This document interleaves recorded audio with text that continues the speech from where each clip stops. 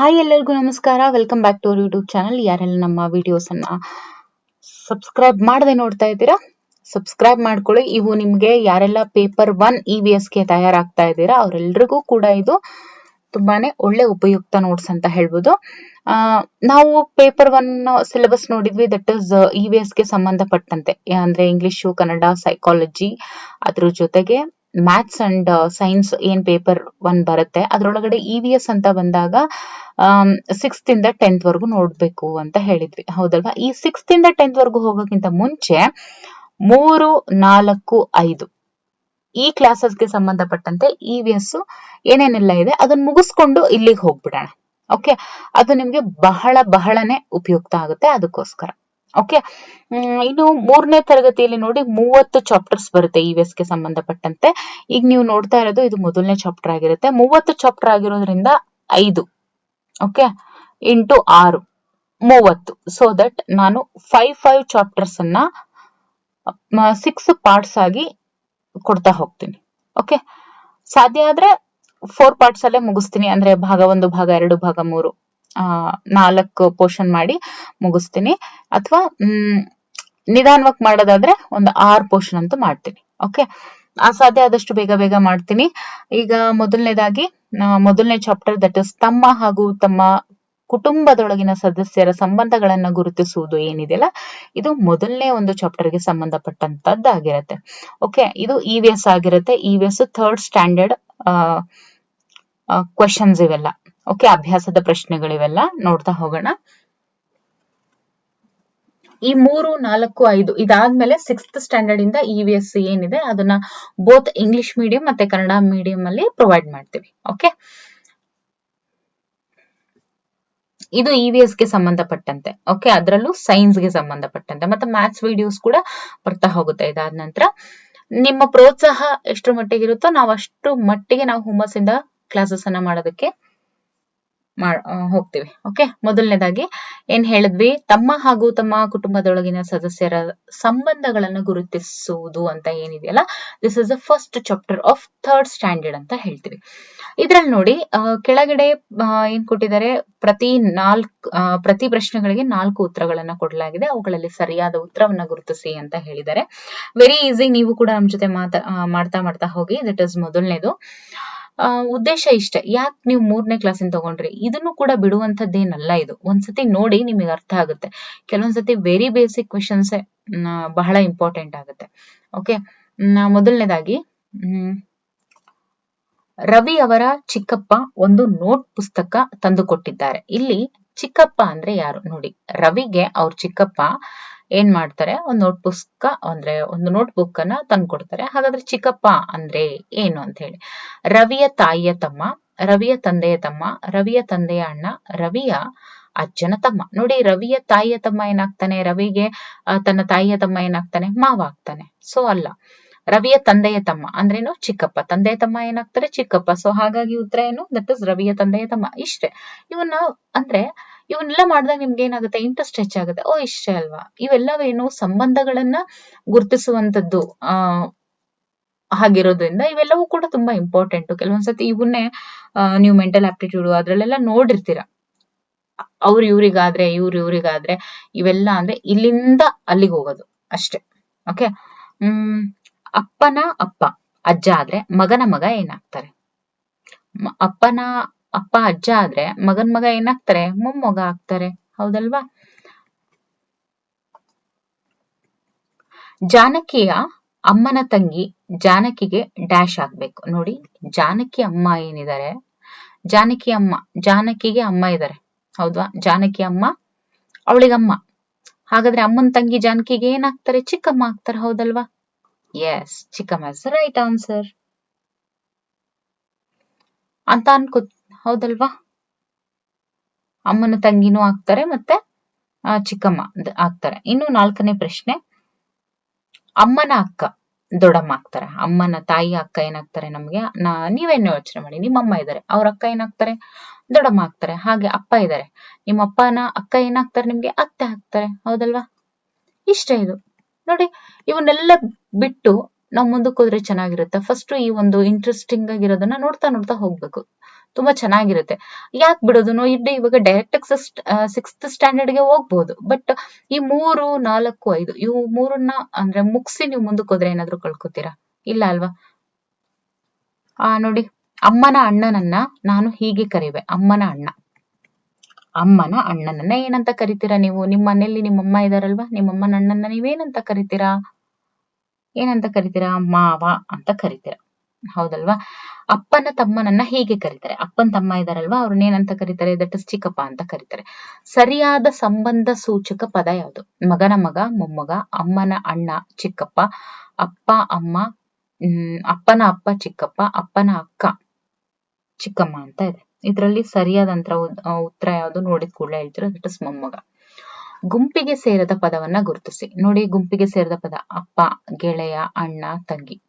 ನೋಡಿ, ಈ ಅಪ್ಪ, ಅಣ್ಣ, ತಂಗಿ ಇವರೆಲ್ಲ ಕುಟುಂಬಕ್ಕೆ ಬಂದ್ರು. ಕುಟುಂಬದ ಹೊರಗಡೆ ನೋಡಿದಾಗ ನಾವು ಗೆಳೆಯರನ್ನ ನೋಡ್ತೀವಿ, ಹೌದಲ್ವಾ? ಹಾಗಾಗಿ ಗೆಳೆಯ. ಇನ್ನು ಮುಂದಿನ ಪ್ರಶ್ನೆ, ಕೆಳಗಿನ ಪ್ರತಿ ಪ್ರಶ್ನೆಗಳಿಗೆ ಉತ್ತರಿಸಿ ಅಂತ ಇದೆ ನೋಡಿ. ಡಿಸ್ಕ್ರಿಪ್ಟಿವ್ ಕ್ವಶನ್ಸ್ ಇದೆಲ್ಲ.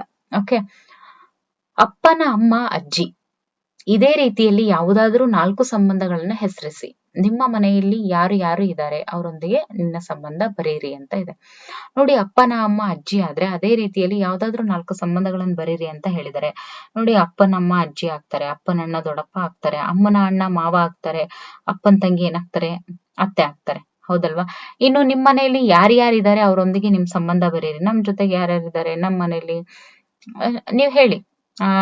ಅಪ್ಪ, ಅಮ್ಮ, ಅತ್ತೆ, ಮಾವ, ಓಕೆ, ಗಂಡ, ಮಕ್ಳು, ಅವ್ರ ಜೊತೆಗೆ ನಿಮ್ಮ ಸಂಬಂಧ. ಮಕ್ಳ ಜೊತೆಗೆ ತಾಯಿ ಆದಂತ ಸಂಬಂಧ ಇರುತ್ತೆ, ಗಂಡನ ಜೊತೆ ಹೆಂಡತಿಯಾಗಿ ಸಂಬಂಧ ಇರುತ್ತೆ, ಮಗಳಾಗಿ ತಂದೆ ತಾಯಿ ಜೊತೆ ಸಂಬಂಧ ಇರುತ್ತೆ, ಅಕ್ಕಾಗಿ ತಮ್ಮನ ಜೊತೆ ಸಂಬಂಧ ಇರುತ್ತೆ, ಅಣ್ಣ ಆಗಿ ತಂಗಿಯಾಗಿ ಸಂಬಂಧ ಇರುತ್ತೆ. ಸೊ ಹಾಗೆ ನೀವು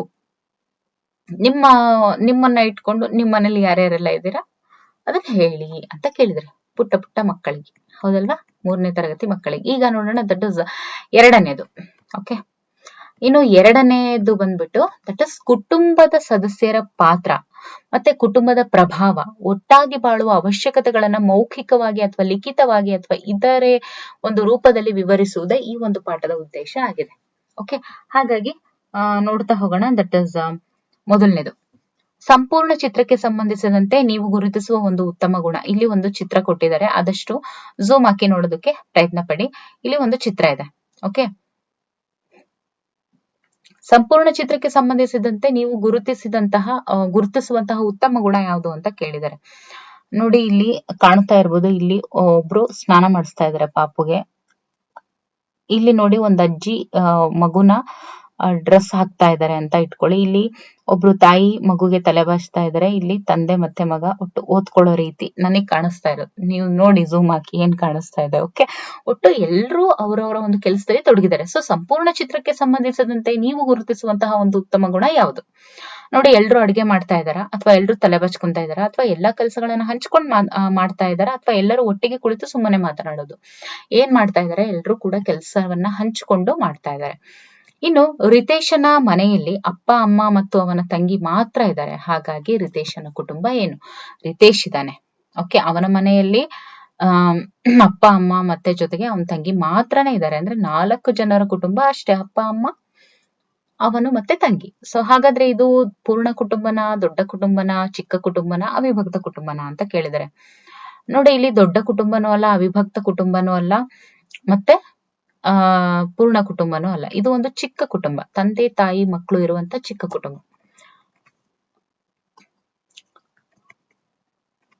ಮಾನಸಳ ಮನೆಯಲ್ಲಿ ಅಜ್ಜ ಅಜ್ಜಿ, ಚಿಕ್ಕಪ್ಪ ಚಿಕ್ಕಮ್ಮ, ದೊಡ್ಡಪ್ಪ ದೊಡ್ಡಮ್ಮ, ಅಪ್ಪ ಅಮ್ಮ, ಅಣ್ಣ ತಂಗಿ ಒಂದೇ ಕಡೆ ವಾಸ ಇದ್ದಾರೆ. ಹಾಗಾಗಿ ಮಾನಸಳ ಕುಟುಂಬ ಏನಾಗುತ್ತೆ? ದಟ್ ಇಸ್ ದೊಡ್ಡ ಕುಟುಂಬ ಆಗುತ್ತೆ, ಹೌದಲ್ವಾ? ಇನ್ನು 4ನೇ ಪ್ರಶ್ನೆ, ಕುಟುಂಬದಿಂದ ನಾವು ಕಲಿಯಬಹುದಾದಂತಹ ಒಂದು ಒಳ್ಳೆ ಗುಣ ಏನು ಅಂತ ಹೇಳಿದ್ರೆ, ನೋಡಿ, ಕುಟುಂಬ ಅಂತ ಅಂದಾಗ ನಾವು ಕಲಿಯಬಹುದಾದಂತಹ ಒಂದು ಒಳ್ಳೆ ಗುಣ ಅಂತ ಅಂದ್ರೆ ಸಹಕಾರನ, ಅಸಹಕಾರ, ಹೊಂದಿಕೊಳ್ಳದಿರುವುದು ಅಂತ ಇದೆ. ಅಸಹನೆ ಅಲ್ಲ, ಹೊಂದಿಕೊಳ್ಳದಿರುವುದೂ ಅಲ್ಲ, ಅಸಹಕಾರನೂ ಅಲ್ಲ, ಸಹಕಾರ ಅನ್ನುವಂಥದ್ದು ಏನಿದೆಯಲ್ಲ, ಇದು ಕಲಿತಕ್ಕಂತಹ ಒಂದು ಒಳ್ಳೆ ಗುಣ. ಇನ್ನು 5ನೇ ಪ್ರಶ್ನೆ, ದಟ್ ಇಸ್ ದೊಡ್ಡ ಕುಟುಂಬದಿಂದ ನಮಗೆ ಆಗುವಂತಹ ಅನುಕೂಲ ಏನು? ಎಲ್ಲರ ಪ್ರೀತಿ ಸಿಗುತ್ತೆ, ನಮ್ಮಷ್ಟಕ್ ನಾವಿರ್ಬೋದು, ಹೆಚ್ಚು ಕೆಲಸ ಸಿಗುತ್ತೆ, ಹೆಚ್ಚು ಹಣ ಸಿಗುತ್ತೆ ಅಂತ ಇದೆ. ನೋಡಿ, ಒಂದು ದೊಡ್ಡ ಕುಟುಂಬ ಅಂತ ಬಂದಾಗ ನಮಗೆ ಅಲ್ಲಿ ಎಲ್ರ ಪ್ರೀತಿನೂ ಸಿಗುತ್ತೆ, ಹೌದಲ್ವಾ? ಎಲ್ರ ಪ್ರೀತಿನೂ ಸಿಗುತ್ತೆ, ಅದೇ ಮುಖ್ಯ ಆಗುತ್ತೆ. ಇನ್ನು ಸಂಚಿತಳ ಕುಟುಂಬ ದೊಡ್ಡ ಕುಟುಂಬ ಯಾಕೆ ಅಂತ ಹೇಳಿದ್ರೆ ಅಜ್ಜ ಅಜ್ಜಿ ಅಪ್ಪ ಅಮ್ಮ ಅಣ್ಣ ತಂಗಿ ಇದ್ದಾರೆ ಅಂತನ, ಅಪ್ಪ ಅಮ್ಮ ಅಣ್ಣ ತಂಗಿ ಅಕ್ಕ ತಮ್ಮ ಇದ್ದಾರೆ ಅಂತನ, ಅಥವಾ ಅಪ್ಪ ಅಮ್ಮ ಮಗಳು ಇದ್ದಾರೆ ಅಂತ ಅರ್ಥನ, ಅಕ್ಕ ತಂಗಿ ಅಪ್ಪ ಅಮ್ಮ ಇದ್ದಾರೆ ಅಂತನ. ನೋಡಿ, ದೊಡ್ಡ ಕುಟುಂಬ ಅಂತ ಬಂದಾಗ ಅಲ್ಲಿ ಯಾರ್ಯಾರಿದ್ದಾರೆ, ಅಜ್ಜ ಅಜ್ಜಿನೂ ಇದ್ದಾರೆ, ಹೌದಲ್ವಾ? ಹಾಗಾಗಿ ಇದು ದೊಡ್ಡ ಕುಟುಂಬ ಅಂತ ಅನ್ಸ್ಕೊಳ್ಳುತ್ತೆ. ಇನ್ನು 7ನೇ ಪ್ರಶ್ನೆ ನೋಡಿ, ಇದು ನೀವು ನೋಡ್ತಾ ಇದ್ರೆ that is 3rd standard. Okay, 7ನೇ ಪ್ರಶ್ನೆ, ಕುಟುಂಬ ನಕ್ಷೆಯಲ್ಲಿ ಖಾಲಿ ಬಿಟ್ಟಿರುವಂತಹ ಜಾಗದಲ್ಲಿ ಇರಬೇಕಾದಂತ ಸಂಬಂಧ ಏನು ಅಂತ ಕೇಳಿದ್ದಾರೆ. ನೋಡಿ, 7ನೇ ಪ್ರಶ್ನೆ, ಕುಟುಂಬದ ನಕ್ಷೆಯಲ್ಲಿ ಖಾಲಿ ಬಿಟ್ಟಿರುವಂತಹ ಜಾಗದಲ್ಲಿ ಇರಬೇಕಾದಂತ ಸಂಬಂಧ. ಖಾಲಿ ಬಿಟ್ಟಿರುವಂತದ್ದು ನೋಡಿ, ಇಲ್ಲಿ ಅಜ್ಜ ಅಜ್ಜಿ, ಅಜ್ಜನ ಅಪ್ಪ ಅಮ್ಮ, ಹೌದಲ್ವಾ? ಮತ್ತೆ ಇಲ್ಲಿ ಚಿಕ್ಕಪ್ಪ ಚಿಕ್ಕಮ್ಮ, ಇಲ್ಲಿ ಚಿಕ್ಕಪ್ಪ ಚಿಕ್ಕಮ್ಮ ಕೊಟ್ಟಿದ್ದಾರೆ, ಅಪ್ಪ ಅಮ್ಮ ಕೊಟ್ಟಿದ್ದಾರೆ. ಇಲ್ಲಿ ಅಜ್ಜ ಅಜ್ಜಿ, ಇವರ ಅಂದ್ರೆ ಅಜ್ಜ ಅಜ್ಜಿ, ಇವ್ರಿಗೆ ಚಿಕ್ಕಪ್ಪ ಚಿಕ್ಕಮ್ಮ. ಇಲ್ಲೇನಿರ್ಬೇಕು, ಇಲ್ಲಿ ಬರ್ಬೇಕು, ಇಲ್ಲಿ ಚಿಕ್ಕಪ್ಪ ಇದೆ, ಇಲ್ಲಿ ಅಪ್ಪ ಇದೆ, ಇಲ್ಲಿ ಚಿಕ್ಕಪ್ಪ ಇದೆ. ಸೊ ಇಲ್ಲಿ ಅಮ್ಮ ಬರ್ಬೇಕು, ಇಲ್ಲಿ ಚಿಕ್ಕಮ್ಮ ಬರುತ್ತೆ, ಹೌದಲ್ವಾ? ಸೊ ಉತ್ತರ ಏನು? ದಟ್ ಇಸ್ ಅಮ್ಮ. ಕೆಳಗಿನ ಪ್ರಶ್ನೆಗಳಿಗೆ ಉತ್ತರಿಸಿ, ನೀವು ನಿಮ್ಮ ಮನೆಯಲ್ಲಿ ಯಾರಿಗೆ ಯಾವ ಸಹಾಯ ಮಾಡ್ತೀರಾ ಅಂತ. ಓಕೆ, ಏನೇನ್ ಸಹಾಯ ಮಾಡ್ತೀರಾ? ಹೆಣ್ಮಕ್ಳಾಗಿದ್ರೆ ಪಾತ್ರೆ ತೊಳೆಯೋದು, ಕಸ ಗುಡ್ಸೋದು, ಬಟ್ಟೆ ಒಗೆಯೋದು, ಓಕೆ, ಮನೇಲಿರೋರ್ಗೆ ಅಡಿಗೆ ಮಾಡೋದು, ನೀರ್ ತರೋದು, ಇದೆಲ್ಲಾನು ಕೆಲಸ ಮಾಡ್ತಾರೆ. ಅದೇ ಗಂಡ್ಮಕ್ಳಾದ್ರೆ ಏನ್ ಮಾಡ್ತೀರಾ? ಗಂಡ್ಮಕ್ಳಿಗೆ ವಿಡಿಯೋ ನೋಡ್ತಾ ಇದ್ರೆ ಏನ್ ಮಾಡ್ತೀರಾ? ಏನೆಲ್ಲ ಸಹಾಯ ಮಾಡ್ತೀರಾ? ಮನೆಯಲ್ಲಿ ಏನೇನ್ ಸಹಾಯ ಮಾಡ್ತೀರಾ? ಇದೆಲ್ಲ ಜಸ್ಟ್ ಫಾರ್ ಇಂಟ್ರೆಸ್ಟಿಂಗ್ ಗೋಸ್ಕರ ಅಷ್ಟೇ ನಾನು ಇದೆಲ್ಲ ಮಾತಾಡ್ತಾ ಇರೋದು. ನೋಡಿ, ಗಂಡ್ಮಕ್ಳು ಅಂತ ಬಂದಾಗ ಏನೇನೆಲ್ಲ ಕೆಲಸ ಮಾಡ್ತಾರೆ, ಅವರು ಕಾಯಿ ಕೀಳೋದಾಗಿರ್ಬೋದು, ಒಟ್ಟು ಗಂಡ್ಮಕ್ಳು ಏನೇನೆಲ್ಲ ಮಾಡ್ತಾರೋ ಅದನ್ನೆಲ್ಲಾನು ಮಾಡ್ತಾ ಇರ್ತಾರೆ. ಓಕೆ, ಇನ್ನು ದೊಡ್ಡ ಕುಟುಂಬದಿಂದ ಆಗುವಂತಹ ಅನುಕೂಲಗಳು ಏನು ಅಂತ ನೋಡಿದಾಗ ನೋಡಿ, ಎಲ್ರೂ ಪ್ರೀತಿ ಸಿಗುತ್ತೆ, ಸಹಕಾರ್ಯ ಸಿಗುತ್ತೆ, ಧೈರ್ಯ ಸಿಗುತ್ತೆ, ಜೊತೆಗೆ ಸಹಾಯ ಮಾಡುವಂತಹ ಗುಣ ಸಿಗುತ್ತೆ. ಅದೆಲ್ಲದಕ್ಕಿಂತ ಹೆಚ್ಚಾಗಿ ಇವಾಗಿನ ಕಾಲದಲ್ಲಿ ಇರಬೇಕಾದಂತಹ ಹೊಂದಾಣಿಕೆ ಗುಣ ದೊಡ್ಡ ಕುಟುಂಬದಿಂದ ಸಿಗುತ್ತೆ. ಆಮೇಲೆ ಹಿರಿಯರಿಗೆ ಗೌರವ ಕೊಡೋದು ಅಂತ ಗುಣ ಸಿಗುತ್ತೆ. ಓಕೆ, ಇವೆಲ್ಲವೂ ಕೂಡ ದೊಡ್ಡ ಕುಟುಂಬದಿಂದ ನಮಗೆ ಆಗುವಂತಹ ಅನುಕೂಲಗಳು, ಮತ್ತೆ ನಾವು ಅವರಿಂದ ಕಲಿಯಬಹುದಾದಂತಹ ಒಳ್ಳೆ ಮೌಲ್ಯಗಳು. ಇನ್ನು 10ನೇ ಪ್ರಶ್ನೆ ನೋಡಿ, ಸಣ್ಣ ಕುಟುಂಬ ಅಂದ್ರೆ ಯಾರ್ಯಾರು ಇರ್ತಾರೆ? ನೀವೇ ಹೇಳಿ, ಸಣ್ಣ ಕುಟುಂಬ ಅಂದ್ರೆ ಯಾರ್ಯಾರು ಇರ್ತಾರೆ? ಅಪ್ಪ ಅಮ್ಮ ಮಕ್ಕಳು ಮಾತ್ರ ಇರ್ತಾರೆ ಅಷ್ಟೇ ಅಲ್ವಾ? ಎಸ್, ಈಗ ಮುಂದಿನ ಒಂದು ಚಾಪ್ಟರ್ ನೋಡೋಣ. ದಟ್ ಇಸ್ 3ನೇ ಚಾಪ್ಟರ್ ಯಾವ್ದ್ರ ಬಗ್ಗೆ ಹೇಳುತ್ತೆ ಅಂತಂದ್ರೆ, ನಮ್ಮ ಕುಟುಂಬದ ನೆರೆಹೊರೆಯ ಕುಟುಂಬದ ಸದಸ್ಯರು, ಸ್ನೇಹಿತರೊಂದಿಗೆ ಹಾಗೂ ಸಾಕು ಪ್ರಾಣಿಗಳೊಂದಿಗೆ ಕಾಳಜಿ ಮತ್ತು ಗೌರವವನ್ನು ವ್ಯಕ್ತಪಡಿಸೋದು. ನಮ್ಮ ಕುಟುಂಬದ್ರು ಅಂದ್ರೆ ನಮ್ಮ ಕುಟುಂಬದವರೊಟ್ಟಿಗೆ, ಮತ್ತೆ ನೆರೆ ಹೊರೆಯವರೊಟ್ಟಿಗೆ, ಕುಟುಂಬದ ಸದಸ್ಯರೊಟ್ಟಿಗೆ, ಮತ್ತೆ ಸ್ನೇಹಿತರೊಟ್ಟಿಗೆ ಹಾಗೂ ಸಾಕು ಪ್ರಾಣಿಗಳೊಂದಿಗೆ ಕಾಳಜಿ ಮತ್ತು ಗೌರವವನ್ನು ವ್ಯಕ್ತಪಡಿಸೋದು ಈ ಒಂದು ಚಾಪ್ಟರ್ ಅಲ್ಲಿ ನಾವು ಕಲಿತಾ ಹೋಗ್ತೀವಿ. ಓಕೆ, ಮೊದಲನೇದಾಗಿ ಪ್ರಶ್ನೆ ನೋಡೋಣ. ನಿಮ್ಮಿಂದ ನಿಮ್ಮ ಕುಟುಂಬದ ಸದಸ್ಯರಿಗೆ ನೋವಾದ್ರೆ ನಿಮ್ಮ ಪ್ರತಿಕ್ರಿಯೆ ಏನಾಗುತ್ತೆ? ಕ್ಷಮಿಸಿ ಅಂತ ಕೇಳ್ತೀನಿ, ತಪ್ಪು ಮಾಡಿಲ್ಲ ಅಂತ ಹೇಳ್ತೀನಿ, ಮಾಡಿದ್ದು ಸರಿ ಅಂತ ಹೇಳ್ತೀನಿ, ಸುಮ್ಮನಿದ್ದು ಬಿಡ್ತೀನಿ, ಹೌದಲ್ವಾ? ನಿಮ್ಮ ಸರಿಯಾದ ಉತ್ತರ ಅಂದ್ರೆ ನೀವು ಕೊಡುವಂಥದ್ದು ಏನಾಗಿರುತ್ತೆ ನೋಡಿ. ಯಾರೇ ಆಗ್ಲಿ ಮನ್ಸಿರೋರು ಏನ್ ಮಾಡ್ತಾರೆ? ಕ್ಷಮಿಸಿ ಅಂತ ಕೇಳ್ಕೊತಾರೆ. ಇದೆ ನೋಡಿ, ಸೈಕಾಲಜಿಯಲ್ಲೂ ಕೂಡ ಇದೇ ತರನೇ ಪ್ರಶ್ನೆಗಳು ಬರೋದು. ಓಕೆ, ಸೈಕಾಲಜಿಯಲ್ಲೂ ಕೂಡ ಇದೇ ತರನೇ ಪ್ರಶ್ನೆ ಮಾಡೋದು. ಓಕೆ, ಇಲ್ಲಿ ವಾದ ಮಾಡಕ್ಕಾಗಲ್ಲ. ಕುಟುಂಬ ಅಂತ ಬಂದಾಗ ನೋಡಿ, ಸದಸ್ಯರಿಗೆ ಏನಾದ್ರೂ ನೋವಾದ್ರೆ ನಮ್ಮ ಪ್ರತಿಕ್ರಿಯೆ ಏನಿರ್ಬೇಕು ಅಂತ ಹೇಳಿದ್ರೆ ಕ್ಷಮಿಸಿ ಅಂತ ಕೇಳುವಂತದ್ದಾಗಿರ್ಬೇಕು. ಇನ್ನು ಪರೀಕ್ಷೆಯಲ್ಲಿ ನಿಮ್ಮ ಸ್ನೇಹಿತನ ಪೆನ್ನು ಬರಿತಾ ಇಲ್ಲ, ಅವಾಗ ನೀವೇನ್ ಮಾಡ್ತೀರಾ? ಪೆನ್ ಕೊಡಲ್ಲ, ನೋಡಿ ಸುಮ್ನಿರ್ತೀನಿ, ಪೆನ್ನು ತರಬೇಕೆಂದು ಹೇಳುವೆ, ಪೆನ್ನು ಕೊಡುತ್ತೇನೆ. ಏನು? ಪೆನ್ ಕೊಡ್ಬೇಕು, ಅವಾಗ ಮಾತ್ರ ಇಲ್ಲಿ ಸೈಕಾಲಜಿ ವರ್ಕ್ ಆಗ್ತಾ ಇದೆ ಅಂತ ಅರ್ಥ. ಓಕೆ, ಒಳ್ಳೇದ್ ಮಾಡ್ಬೇಕು. ನೋಡಿ, ಸೈಕಾಲಜಿ ಯಾಕೆ ಇಟ್ಟಿದೆ ಅಂದ್ರೆ, ನೀವೆಷ್ಟು ಒಳ್ಳೆಯವರೋ ಅಷ್ಟನ್ನ ನೀವು ಮಕ್ಕಳಿಗೆ ಒಳ್ಳೇದನ್ನ ಕಲಿಸ್ತೀರಾ ಅಂತ. ಓಕೆ, ಅಂದ್ರೆ ನಿಮಗೆ ಎಷ್ಟು ನೀವೊಬ್ರು ವ್ಯಾಲ್ಯೂಸ್ ತುಂಬಿರೋ ಪರ್ಸನ್ ಆಗಿರ್ತೀರ, ಅಷ್ಟೇ ವ್ಯಾಲ್ಯೂಸ್ ಅನ್ನ ಮಕ್ಕಳಿಗೂ ತುಂಬಬೇಕು ಅನ್ನುವಂತ ಪ್ರಶ್ನೆಗಳನ್ನ ಇಟ್ಟಿರ್ತಾರೆ ಅವರು. ಅಂತ ಒಂದು ಉತ್ತರಗಳನ್ನೇ ಅವರು ಕೂಡ ಎಕ್ಸ್ಪೆಕ್ಟ್ ಮಾಡ್ತಾ ಇರ್ತಾರೆ. ಓಕೆ, ಪಕ್ಕದ ಮನೆಯ ಪುಟ್ಟ ನಾಯಿ ಮರಿ ಹಸುವಿನಿಂದ ಕೂಗ್ತಾ ಇದೆ, ಆಗ ಏನ್ ಮಾಡ್ತೀರಾ? ಕಟ್ಟಿ ಹಾಕ್ತೀರಾ, ಸುಮ್ನಿದ್ ಬಿಡ್ತೀರಾ, ಬಿಸ್ಕೆಟ್ ಕೊಡ್ತೀರಾ, ಗದರಿಸಿ ಮಲಗಿಸ್ತೀರಾ ಅಂತ ಇದೆ. ಏನ್ ಕೊಡ್ತೀರಾ? ತಿನ್ನೋಕೆ ಏನಾದ್ರು ಕೊಡ್ತೀರಾ? ದಟ್ ಇಸ್ ಬಿಸ್ಕೆಟ್ ಅಂತ ಇದೆ, ಬಿಸ್ಕೆಟ್. ಅಮ್ಮ ಟಿವಿ ನೋಡ್ಬೇಡ, ಮೊದ್ಲು ಓದ್ಕೋ ಅಂತ ಹೇಳ್ತಾರೆ, ಆಗ ನೀವು ಏನು ಮಾಡ್ತೀರಾ? ಓಕೆ, ಅಮ್ಮ ಟಿವಿ ನೋಡ್ಬೇಡ, ಮೊದ್ಲು ಓದ್ಕೋ ಅಂತ ಹೇಳ್ತಾರೆ, ಆಗ ನೀವು ಏನ್ ಮಾಡ್ತೀರಾ ಅಂತ ಇದೆ. ಸಿಟ್ಟಿನಿಂದ ಎದ್ದು ಹೋಗುತ್ತೇನೆ, ಅಮ್ಮನ ಮಾತನ್ನು ಕೇಳುತ್ತೇನೆ, ಟಿವಿ ನೋಡುತ್ತೇನೆ, ಆಟ ಆಡಲು ಹೋಗುತ್ತೇನೆ. ಒಂದೇನಂದ್ರೆ ಅಮ್ಮನ ಮಾತು ಬಿಟ್ಟು ಎಲ್ಲ ಕೇಳ್ತಾರೆ ಇವಾಗಿನ ಕಾಲದ ಮಕ್ಳು. ಬಟ್ ಇಲ್ಲಿ ಸರಿಯಾದಂತ ಉತ್ತರ ದಟ್ ಇಸ್ ಅಮ್ಮನ ಮಾತನ್ನ ಕೇಳಬೇಕು ಅನ್ನುವಂಥದ್ದು. ಇಲ್ಲಿ ನೋಡಿ ಪಾಠದಲ್ಲೇ ಇದೆ. ಕುಟುಂಬ ಮತ್ತೆ ನೆರೆಹೊರೆಯವರು, ಕುಟುಂಬದ ಸದಸ್ಯರು, ಸ್ನೇಹಿತರೊಂದಿಗೆ, ಸಾಕು ಪ್ರಾಣಿಗಳೊಂದಿಗೆ ಕಾಳಜಿ ಮತ್ತು ಗೌರವವನ್ನ ವ್ಯಕ್ತಪಡಿಸೋದು ಅಂತ ಇದೆ. ಹಾಗಾಗಿ ಇಂಥ ಉತ್ತರಗಳು ಮಾತ್ರ ಇದಕ್ಕೆ ಸರಿಯಾಗುವಂಥದ್ದು. ಓಕೆ, ಮುಂದಿನ ಪ್ರಶ್ನೆ. ಅಮ್ಮ ಟಿವಿ ನೋಡ್ಬೇಡ, ಅಮ್ಮ ಟಿವಿ ಓಕೆ, ಇದಾಯ್ತಲ್ವಾ. ಈ ಚಿತ್ರದಲ್ಲಿ ನೀನು ಗುರುತಿಸಿರುವ ಅಥವಾ ಗುರುತಿಸುವಂತಹ ಕಾಳಜಿ ಏನು? ಹಿರಿಯರಿಗೆ ಸಹಾಯ ಮಾಡೋದು, ಹಿರಿಯರನ್ನ ಗೌರವಿಸುವುದು, ಪ್ರೀತಿಯಿಂದ ನೋಡಿಕೊಳ್ಳುವುದು, ಮನೆಯಿಂದ ಹೊರಗೆ ಕಳಿಸುವುದು ಅಂತ ಇದೆ. ಓಕೆ, ಉತ್ತರ ಏನು? ಮೂರು ಕೂಡ ಹೌದಲ್ವಾ. ಸೊ ಹಾಗಾಗಿ 1 2 3. ನಮ್ಮ ಮನೆಯ ಬೆಕ್ಕು ಗೇಟಿನಲ್ಲಿ ಸಿಕ್ಕಿ ಹಾಕಿಕೊಂಡಿದೆ. ಆಗ ನೀನ್ ಮಾಡುವಂತ ಕೆಲಸ ಏನು? ನೋಡುತ್ತಾ ನಿಲ್ಲುವೆ, ಸುಮ್ಮನಿರುವೆ, ಹಿರಿಯರಿಗೆ ತಿಳಿಸುವೆ, ತಮಾಷೆ ಮಾಡುವೆ ಅಂತ ಇದೆ. ಹಿರಿಯರಿಗೆ ತಿಳಿಸುವೆ ಅನ್ನುವಂಥದ್ದೇನಿದೆಯಲ್ಲ ಅದು ಒಳ್ಳೆ ಕೆಲಸ. ಆಟ ಆಡುವಾಗ ಪಕ್ಕದ ಮನೆಯ ಪಾಪು ಬಿದ್ದು ಪೆಟ್ಟು ಮಾಡ್ಕೊಂಡಿದೆ. ಆವಾಗ ನೀವೇನ್ ಮಾಡ್ತೀರಾ? ಆಟ ಆಡಬಾರ್ದು ಅಂತ ಎದುರಿಸ್ತೀರಾ, ಕಾಲು ಒರೆಸಿ ಸಮಾಧಾನ ಮಾಡ್ತೀರಾ, ನೋಡ್ ಸುಮ್ನಿರ್ತೀರಾ, ಏನು ಮಾಡೋದಿಲ್ಲ. ನಿಮ್ಮ ಉತ್ತರ ಏನು? ಬಿ ನಿಮ್ಮ ಉತ್ತರ ಆಗಿರುತ್ತೆ. ಹೌದಲ್ವಾ? ಕಾಲು ಒರೆಸಿ ಸಮಾಧಾನ ಮಾಡುವಂಥದ್ದು. ಎದುರು ಮನೆಯ ತಾತ ಪ್ರೀತಿಯಿಂದ ನಿನ್ನನ್ನು ಮಾತನಾಡಿಸಿದಾಗ ನೀವೇನ್ ಮಾಡ್ತೀರಾ? ಅವರೊಂದಿಗೆ ಮಾತಾಡಲ್ಲ, ಬೇಸರ ಮತ್ತು ಸಿಟ್ಟಿನಿಂದ ಮಾತನಾಡಿಸುತ್ತೇನೆ, ಮನೆಯೊಳಗೆ ಹೋಗುತ್ತೇನೆ, ಪ್ರೀತಿ ಮತ್ತು ಗೌರವದಿಂದ ಮಾತನಾಡಿಸುತ್ತೇನೆ. ಏನ್ ಬರ್ಬೇಕು ಇಲ್ಲಿ ಉತ್ತರ? ಪ್ರೀತಿ ಮತ್ತು ಗೌರವದಿಂದ ಮಾತನಾಡಿಸುತ್ತೇನೆ. ಈ ಕೆಳಗಿನ ಪ್ರತಿ ಪ್ರಶ್ನೆಗಳಿಗೆ ಉತ್ತರಿಸಿ. ಜಾತ್ರೆಯಲ್ಲಿ ಮಗುವೊಂದು ತಂದೆ ತಾಯಿಯಿಂದ ಬೇರೆಯಾಗಿ ಗಾಬರಿಯಿಂದ ಅಳ್ತಾ ಇದೆ. ಆಗ ನೀವು ಆ ಮಗುವಿಗೆ ಏನ್ ಮಾಡ್ತೀರಾ ಅಂತ ಕೇಳ್ತಾರೆ.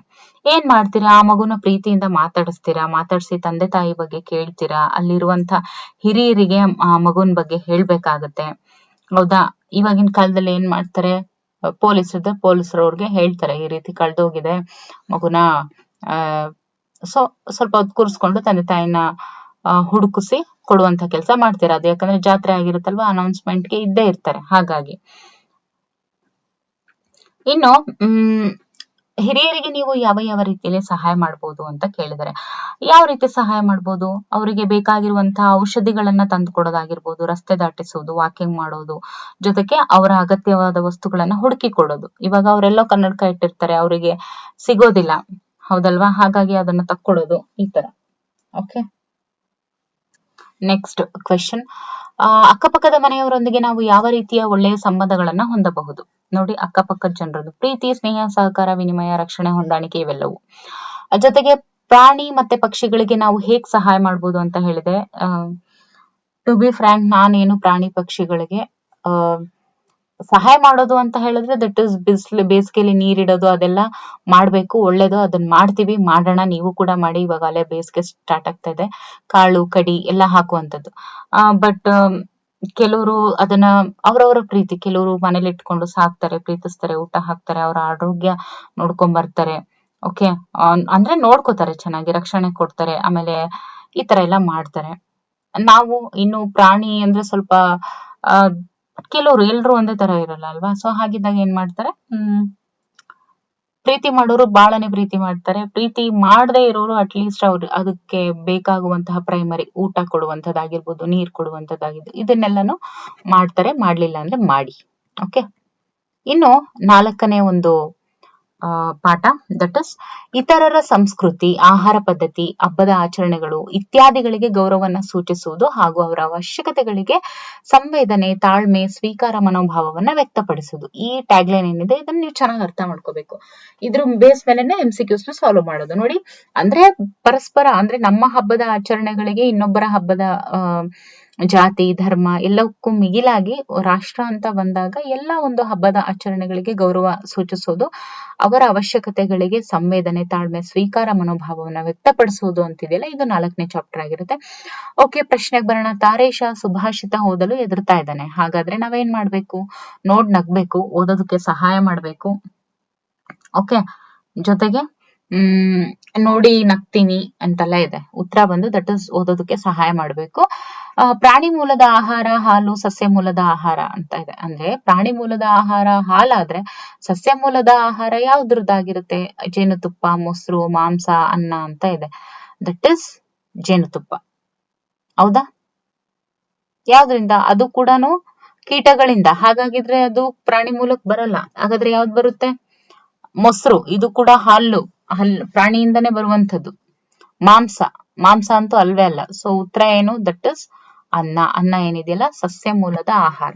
ಓಕೆ, ಕೆಲವ್ರು ಏನ್ ಅನ್ಕೊಂಡ್ಬಿಡ್ತಾರೆ ಗೊತ್ತಾ, ಎಲ್ಲ ಒಂದು ಹೂವಿನಿಂದ ಅಲ್ವಾ, ಅದು ಸಸ್ಯ, ಹಾಗಾಗಿ ಜೇನುತುಪ್ಪ ಅಂತ ಅನ್ಕೋತಾರೆ. ಬಟ್ ಯಾರೆಲ್ಲ ಅನ್ಕೊಂಡ್ರೆ ಅಥವಾ ಅನ್ಕೊಳ್ಳೋರಿದ್ರೆ ಅದು ತಪ್ಪಾದ ಉತ್ತರ. ದಟ್ ಇಸ್ ಅನ್ನ ಏನಿದೆ ಇದು ಸರಿಯಾದಂತ ಉತ್ತರ. ಶಾಲೆಯಲ್ಲಿ ಮೊಟ್ಟೆ ಅಥವಾ ಅಕ್ಕಿ, ಚಿಕ್ಕಿ ಅಥವಾ ಬಾಳೆಹಣ್ಣು ಕೊಡ್ತಾರೆ. ಯಾಕೆ ಕೊಡ್ತಾರೆ? ಆರೋಗ್ಯಕ್ಕೆ ಒಳ್ಳೇದು ಅಂತ ಕೊಡ್ತಾರೆ. ಓಕೆ, ಹೀಗೆ ಡೈರೆಕ್ಟ್ ಆಗಿ ಹೇಳ್ತಾ ಹೋಗ್ತೀನಿ. ಶಾಲೆಯಲ್ಲಿ ಮೊಟ್ಟೆ ಅಥವಾ ಚಿಕ್ಕಿ ಅಥವಾ ಬಾಳೆಹಣ್ಣು ಕೊಡ್ತಾರೆ. ಯಾಕೆ? ಆರೋಗ್ಯಕ್ಕೆ ಒಳ್ಳೇದು. ಇವು ನಾವು ಸಂತೋಷ ಪಡುವಂತಹ ಕ್ಷಣಗಳು. ಹಬ್ಬಗಳನ್ನ ಆಚರಿಸೋದು, ಆಟದಲ್ಲಿ ಸೋಲುವುದು, ಪರೀಕ್ಷೆಯಲ್ಲಿ ಪಾಸ್ ಆಗುವುದು, ಇತರರಿಗೆ ಸಹಾಯ ಮಾಡೋದು. ನೋಡಿ, ಆಟದಲ್ಲಿ ಸೋಲೋದು ಒಂದೇ ಬಿಟ್ರೆ ಪರೀಕ್ಷೆಯಲ್ಲಿ ಪಾಸ್ ಆದ್ರೂ ಖುಷಿಯಾಗಿರ್ತೀವಿ, ಹಬ್ಬದಲ್ಲಿ ಆಚರಿಸೋದು ಖುಷಿಯಾಗಿರುತ್ತೆ, ಇತರರಿಗೆ ಸಹಾಯ ಮಾಡೋದ್ರಲ್ಲೂ ಕೂಡ ಒಂದು ಖುಷಿ ಇದೆ. ಹಾಗಾಗಿ ಉತ್ತರ 1, 3, 4. ಓಕೆ, ಈ ಚಿತ್ರದಲ್ಲಿ ಅವರೆಲ್ಲರೂ ಆಚರಿಸ್ತಾ ಇರುವಂತಹ ಹಬ್ಬ ಯಾವುದು? ದಟ್ ಇಸ್ ನೋಡಿದ ಕೂಡಲೇ ಹೇಳ್ತೀರಾ, ಅಲ್ಲಿ ಕ್ರಿಸ್ಮಸ್ ಟ್ರೀ ಇದೆ, ಸೊ ಕ್ರಿಸ್ಮಸ್. ಹೌದಲ್ವಾ? ಇನ್ನು 6ನೇ ಪ್ರಶ್ನೆ, ಕಣ್ಣು ಸರಿಯಾಗಿ ಕಾಣದ ಅಜ್ಜಿ ರಸ್ತೆ ದಾಟೋದಕ್ಕೆ ಪ್ರಯತ್ನಿಸ್ತಾ ಇದ್ದಾರೆ. ಅವಾಗ ಏನ್ ಮಾಡ್ಬೇಕು? ನಾವು ಕೈ ಹಿಡಿದು ಅವರನ್ನ ರಸ್ತೆ ದಾಟಿಸ್ಬೇಕು. ಇನ್ನು 7ನೇ ಪ್ರಶ್ನೆ, ಶಾಲೆಯಲ್ಲಿ ನಮ್ಮ ಸಹಪಾಠಿ ನಿಮಗೆ ತೊಂದರೆ ಕೊಟ್ರೆ ಆಗ ನೀವು ನೀಡಬಹುದಾದಂತಹ ಪ್ರತಿಕ್ರಿಯೆ. ಶಾಲೆಯಲ್ಲಿ ಇವಾಗ ಒಂದು ಶಾಲೆನಲ್ಲಿ ಮಗು ಓದ್ತಾ ಇದ್ದಾನೆ, ಮಗುಗೆ ಪಕ್ಕದಲ್ಲಿ ಇರುವಂತಹ ಒಬ್ಬ ಫ್ರೆಂಡ್ ತೊಂದರೆ ಕೊಡ್ತಾನೆ. ಓಕೆ, ಅವಾಗ ಏನ್ ಮಾಡ್ಬೇಕು? ಶಿಕ್ಷಕರಿಗೆ ಹೇಳ್ಬೇಕು, ಸಮಾಧಾನದಿಂದ ತಿಳುವಳಿಕೆ ಹೇಳ್ತೇನೆ, ನಾನು ತೊಂದರೆ ಮಾಡುತ್ತೇನೆ, ನಾನು ಮಾತು ಬಿಡುತ್ತೇನೆ. ನೋಡಿ, ಸಮಾಧಾನದಿಂದ ತಿಳುವಳಿಕೆ ಹೇಳ್ತೀನಿ ಅನ್ನೋದೇನಿದೆಯಲ್ಲ ಇದು ಸರಿಯಾದಂತ ಉತ್ತರ. ಹಂಗಂತೇಳಿ ಅವನ ಜೊತೆ ಮಾತು ಬಿಡೋದು, ಅವನು ಏನೋ ಕೀಟ್ಲೆ ಮಾಡ್ದ ಅಂತ ಹೇಳಿ ತೊಂದರೆ ಕೊಟ್ಟ ಅಂತ ನಾವು ಕೂಡ ತೊಂದರೆ ಕೊಡೋದು. ಆಮೇಲೆ ಕೆಲವೊಂದ್ಸತಿ ಶಿಕ್ಷಕರಿಗೆ ಹೇಳೋದ್ರಿಂದ ಕೂಡ, ನೋಡು ಅವನ್ ಟೀಚರ್ಗೆ ಹೇಳಿದ್ರೆ ಟೀಚರ್ಗೆ ಹೇಳಿ ಬೈಸ್ಬಿಟ್ಟ ಅಂತ ಹೇಳಿ ಅಲ್ಲೇ ಮಾತು ಬಿಡುವಂತ ಪ್ರಸಂಗನೂ ಬರಬಹುದು. ಹಾಗಾಗಿ ಸಮಾಧಾನದಿಂದ ತಿಳುವಳಿಕೆಯನ್ನ ಹೇಳಬೇಕು. ಕೆಳಗಿನ ಪ್ರತಿ ಪ್ರಶ್ನೆಗಳಿಗೆ ಉತ್ತರಿಸಿ. ನಿಮ್ಮ ಮನೆಯಲ್ಲಿ ಆಚರಿಸುವಂತಹ ಯಾವುದಾದ್ರೂ ಒಂದು ಹಬ್ಬದ ಆಚರಣೆ ಬಗ್ಗೆ 4 ವಾಕ್ಯ ಬರೆಯಿರಿ.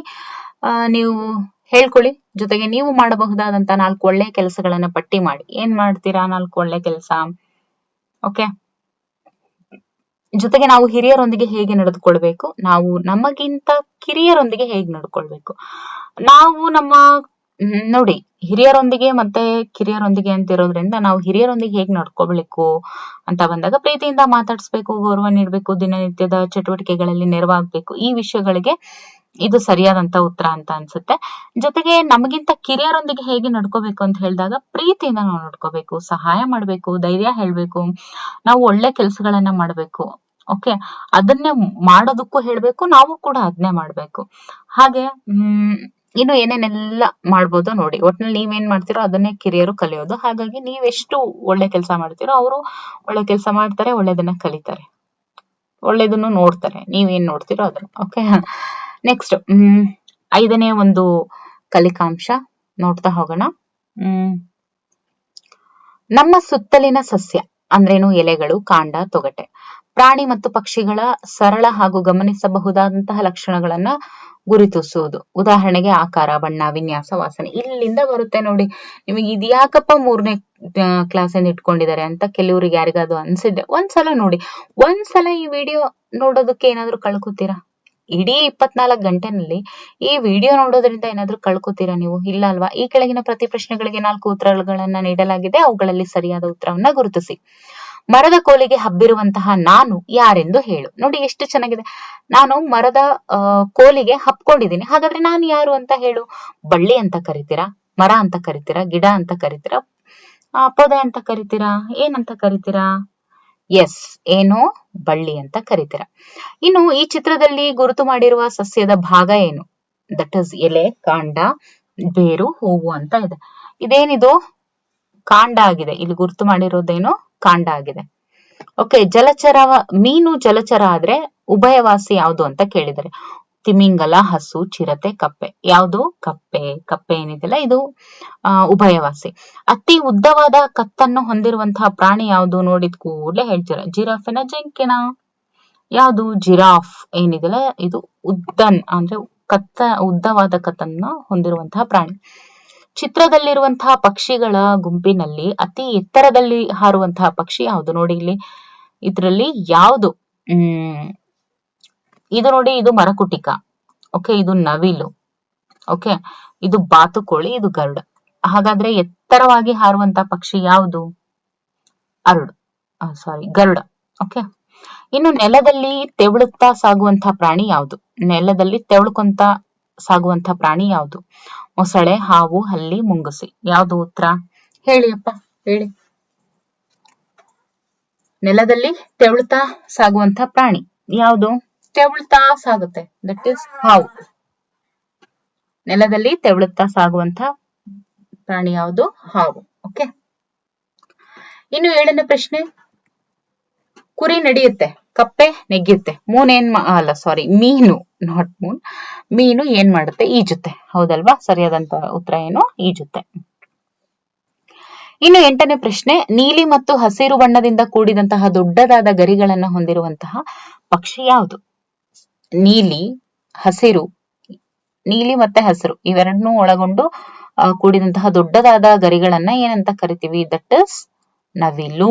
ಓಕೆ, ಏನಂತ ಕರಿತೀವಿ? ನವಿಲು ಅಂತ ಕರಿತೀವಿ. ಓಕೆ, ಇನ್ನು ಪ್ರತಿ ಪ್ರಶ್ನೆಗಳಿಗೆ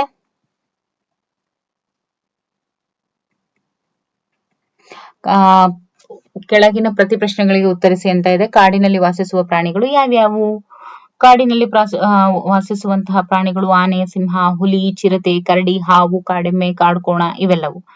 ಓಕೆ, ಇನ್ನು ಉಭಯವಾಸಿಗಳು ಅಂದ್ರೆ ಏನು? ಅದಕ್ಕೆ ಸಂಬಂಧಪಟ್ಟಂತೆ 2 ಉದಾಹರಣೆ ಕೊಡಿ ಅಂತ ಇದೆ. ನೋಡಿ, ನೀರು ಮತ್ತು ನೆಲ ಇವೆರಡರ ಮೇಲೂ ವಾಸಿಸುವಂತಹ ಪ್ರಾಣಿಗಳನ್ನ ನಾವು ಉಭಯವಾಸಿಗಳು ಅಂತ ಕರಿತೀವಿ. ಫಾರ್ ಎಕ್ಸಾಂಪಲ್, ಇವಾಗಲೇ MCQs ಅಲ್ಲಿ ನೋಡಿದ್ವಿ, ದಟ್ ಇಸ್ ಕಪ್ಪೆ. ಅದ್ರ ಜೊತೆಗೆ ಹಾವು ಕೂಡ ಹೌದು, ಮೊಸಳೆ ಕೂಡ ಹೌದು, ಏಡಿ ಕೂಡ ಹೌದು, ಆಮೆ ಕೂಡ ಹೌದು. ಹೌದಲ್ವಾ? ಇನ್ನೊಂದ್ಸತಿ ಹೇಳ್ತೀನಿ ನೋಡಿ, ಕಪ್ಪೆ, ಹಾವು, ಮೊಸಳೆ, ಏಡಿ, ಆಮೆ ಇವೆಲ್ಲವೂ ಕೂಡ ಉಭಯವಾಸಿಗಳು. ಜೊತೆಗೆ ಸಸ್ಯ ಭಾಗಗಳನ್ನ ಪಟ್ಟಿ ಮಾಡಿ ಅಂತ ಇದೆ. ಸಸ್ಯ ಭಾಗಗಳು ಅಂತ ಬಂದಾಗ ನೋಡಿ, ಇಲ್ಲೇ ಸಸ್ಯ ಇದೆ, ಇದನ್ನೇ ಹೇಳ್ತೀನಿ ನೋಡಿ. ಸಸ್ಯ ಭಾಗ ಅಂತ ಬಂದಾಗ ಬೇರಿದೆ, ಹೌದಲ್ವಾ? ಬೇರಿದೆ, ಕಾಂಡ ಇದೆ, ಎಲೆ ಇದೆ, ಹೂವು, ಕಾಯಿ, ಹಣ್ಣು. ಓಕೆ, ಇಲ್ಲಿ ಹೂವಿದೆ ನೋಡಿ, ಇಲ್ಲಿ ಹೂವಿದೆ, ಕಾಯಿದೆ, ಬೇರಿದೆ, ಇವೆಲ್ಲವನ್ನು ಇರ್ತವೆ. ಓಕೆ,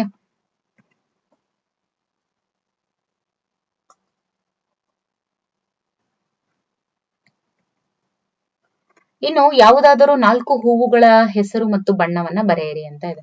ಯಾವುದಾದ್ರೂ 4 ಹೂವುಗಳ ಹೆಸರು ಮತ್ತೆ ಬಣ್ಣ. ಹೂವು ಅಂತ ಬಂದಾಗ ಗುಲಾಬಿ ಯಾವ ತರ ಇರುತ್ತೆ? ಗುಲಾಬಿ ಹೂವು ಅಂತ ಬಂದಾಗ ಅದು ಕೆಂಪು ಕಲರ್ ಗುಲಾಬಿ, ಹಳದಿ ಗುಲಾಬಿ ಎಲ್ಲ ಇದೆ. ಮಲ್ಲಿಗೆ ಅಂತ ಬಂದಾಗ ಬಿಳಿ ಬಣ್ಣದ ಮಲ್ಲಿಗೆ ಇದೆ. ಆಮೇಲೆ ಕನಕಾಂಬ್ರ ಅಂತ ಬಂದಾಗ ಕೆಂಪು ಕನಕಾಂಬ್ರ ಇದೆ, ಕೇಸರಿ ಕನಕಾಂಬ್ರ ಇದೆ. ಸಂಪಿಗೆ ಅಂತ ಬಂದಾಗ ಹಳದಿ ಇರುತ್ತೆ. ಕಣಗ್ಲ ಬಂದು ಕೆಂಪು ಕಣಗ್ಲ, ಬಿಳಿ ಕಣಗ್ಲ ಹೂವು ಸಿಗುತ್ತೆ. ದಾಸವಾಳ ಬಂದು ಅದ್ರಲ್ಲೂ ಕೂಡ ಬಿಳಿ ಮತ್ತೆ ಕೆಂಪು ದಾಸವಾಳ. ಇವಾಗಂತೂ ವೆರೈಟಿ, ಅದ್ರಲ್ಲೂ ಬಯೋಟೆಕ್ನಾಲಜಿ ಯೂಸ್ ಮಾಡ್ಕೊಂಡಂತೂ ಬಹಳಷ್ಟು ವೆರೈಟಿ ಆಫ್ ದಾಸವಾಳವನ್ನ ನಾವು ನೋಡ್ತೀವಿ. ಸೂರ್ಯಕಾಂತಿ ಕೂಡ. ಕಮಲ ಅಂತ ಬಂದಾಗ ನೀಲಿ ಕಮಲ, ಬಿಳಿ ಕಮಲ, ಗುಲಾಬಿ ಕಲರ್ ಕಮಲನು ಇದಾವೆ. ಸೇವಂತಿಗೆ ಅಂತ ಬಂದಾಗ ಹಳದಿ ಸೇವಂತಿಗೆ, ಮತ್ತೆ ಪಿಂಕ್ ಸೇವಂತಿಗೆ, ಮರೂನ್ ಸೇವಂತಿಗೆ ಎಲ್ಲ ಇದೆ. ಓಕೆ, ಇದಿಷ್ಟು. ಇನ್ನು ಮುಂದಿನ ಒಂದು ತರಗತಿಯಲ್ಲಿ ಇದಕ್ಕೆ ಸಂಬಂಧಪಟ್ಟಂತೆ ನಾ ಏನ್ ಹೇಳಿದೆ, 30 ಚಾಪ್ಟರ್ಸ್ ಇದೆ ಅಂತ ಹೇಳಿದೆ, ಹೌದಲ್ವಾ? ಸೊ ದಟ್ 30 ಚಾಪ್ಟರ್ಸ್ ಇರೋದ್ರಿಂದ ಇಲ್ಲಿಗೆ ಇವಾಗ 5 ಚಾಪ್ಟರ್ಸ್ ಕಂಪ್ಲೀಟ್ ಆಯ್ತು.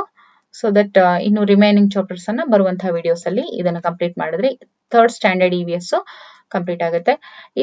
ಇದನ್ನೆಲ್ಲ ಓದ್ಬೇಕಾ ಅಂತ ದಯವಿಟ್ಟು ಅನ್ಕೋಬೇಡಿ. ನಿಮಗೆ ಸಮಯ ಇದ್ರೆ ಈ ಒಂದು ವಿಡಿಯೋನ ನೋಡ್ಬಿಟ್ಟು ನೀವು 6ನೇ ಕ್ಲಾಸಿಂದಾನೇ ಪಕ್ಕ ಓದಿ. ಬಟ್ ಈ ಒಂದು ವಿಡಿಯೋನ ಹಿಂಗೆ ಹೋಗಿ ಜಸ್ಟ್ ನೀವು ಏನ್ ಮುಗಿಸ್ಬಿಡಿ ಒಂದ್ಸತಿ ಅಷ್ಟೇ. ಅಷ್ಟ್ ಬಿಟ್ರೆ ಏನು ಇಲ್ಲ, ನೀವೇ ನೋಡ್ಕೊಳ್ಳಿ. ನಾನ್ ನೋಡ್ದೆ ಇದ್ರಲ್ಲಿ ಏನು ಇಲ್ಲ, ನಾನ್ ತಿಳ್ಕೊಳ್ಳೋದಂಥದ್ದು ಏನು ಇಲ್ಲ ಅಂತ ನಿಮ್ಗೆ ಅನ್ಸಿದ್ರೆ ಅದು ನಿಮ್ ಇಷ್ಟ. ಓಕೆ, ಬಟ್ ನೋಡಿ ಎಲ್ಲಾನು ಉಪಯೋಗ ಆಗುತ್ತೆ ಅಂತ ಹೇಳ್ತೀನಿ. ಓಕೆ, ಆದ್ರೆ 6ನೇ ತರಗತಿಯಿಂದ 10ನೇ ತರಗತಿವರೆಗೇನೆ ಫೋಕಸ್ ಮಾಡಿ. ಆದ್ರೆ 3, 4, 5 ಓದ್ಬಾರ್ದು ಅಂತ ಏನಿಲ್ವಲ್ಲ, ಒಂದ್ಸತಿ ನೋಡ್ಕೊಂಡೆ ಅಲ್ಲಿಗೆ ಹೋಗೋಣ ಅಂತ ಅಷ್ಟೇ. ಓಕೆ, ವಿಡಿಯೋವನ್ನ ನೋಡಿದಕ್ಕಾಗಿ ತುಂಬಾ ಧನ್ಯವಾದಗಳು. ಓಕೆ, ನಿಮ್ದ ಏನೇ ಸಜೆಷನ್ಸ್, ಕಮೆಂಟ್ಸ್ ಇದ್ರು ಕಮೆಂಟ್ ಬಾಕ್ಸ್ ಅಲ್ಲಿ ಕಮೆಂಟ್ ಮಾಡಿ. Okay, thank you.